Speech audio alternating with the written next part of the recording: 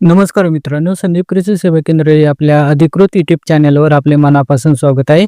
मित्रांनो, आज आपण राज्यातील ग्रामपंचायत कर्मचारी, सरपंच, उपसरपंच तसेच ग्रामपंचायत सदस्यासाठी अतिशय दिलासादायक आणि महत्त्वपूर्ण अशा शासन निर्णयाबाबत म्हणजेच GR बाबत सविस्तर माहिती पाहणार आहोत.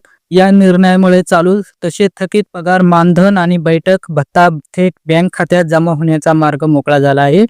मित्रांनो, राज्य शासनाने यापूर्वी 2018 ते 2019च्या शासन निर्णयानुसार ग्रामपंचायत कर्मचारी, सरपंच, उपसरपंच व सदस्याचे मानधन आणि किमान वेतन थेट बँक खात्यामध्ये जमा करण्यास मंजुरी दिली होती. यासाठी ERP प्रणाली विकसित करण्यात आली होती, परंतु काही तांत्रिक अडचणीमुळे सदर प्रणाली सध्या बंद अवस्थेत होती. त्यामुळे अनेक ठिकाणी वेतन व मानधन थकीत राहिले होते. याच पार्श्वभूमीवर मित्रांनो, 2022च्या नव्या GR नुसार ग्रामपंचायत कर्मचाऱ्यांना सुधारित मानधन लागू करण्यात आलेले आहे. हे सुधारित मानधन तसेच जुने थकीत मानधन वितरित करण्यासाठी राज्य शासनाने एकूण 820,56,00,000 रुपयांची तरतूद केली होती. यापैकी काही निधी आधीच वितरित करण्यात आला आहे.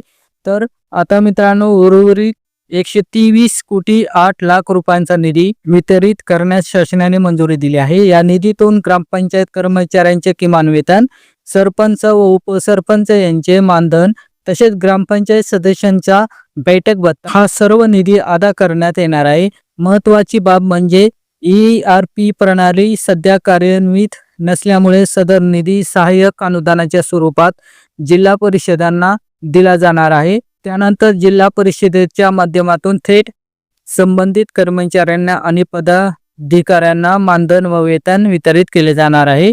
याबाबत राज्य व्यवस्थापक कक्ष, पंचायत राज्य पुणे यांनी अधिकृत मान्यता दिली आहे. मित्रांनो, यामुळे अनेक महिन्यापासून थकीत असलेले वेतन आणि मानधन मिळण्याचा मार्ग मोकळा झाला असून ग्रामपंचायत स्तरावरील कर्मचाऱ्यांना मोठा दिलासा मिळणार आहे.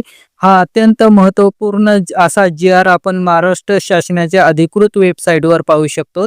त्याची लिंक आम्ही व्हिडिओच्या डिस्क्रिप्शन बॉक्समध्ये दिलेली आहे. तसंच अशाच शेतकरी आणि ग्रामपंचायत शासन योजना आणि कृषी विषयक उपयुक्त माहितीसाठी संदीप कृषी सेवा केंद्र या यूट्यूब चॅनलला सबस्क्राईब करा, व्हिडिओला लाईक करा आणि माहिती उपयुक्त वाटल्यास शेअर नक्की करा. धन्यवाद. जय जवान, जय किसान.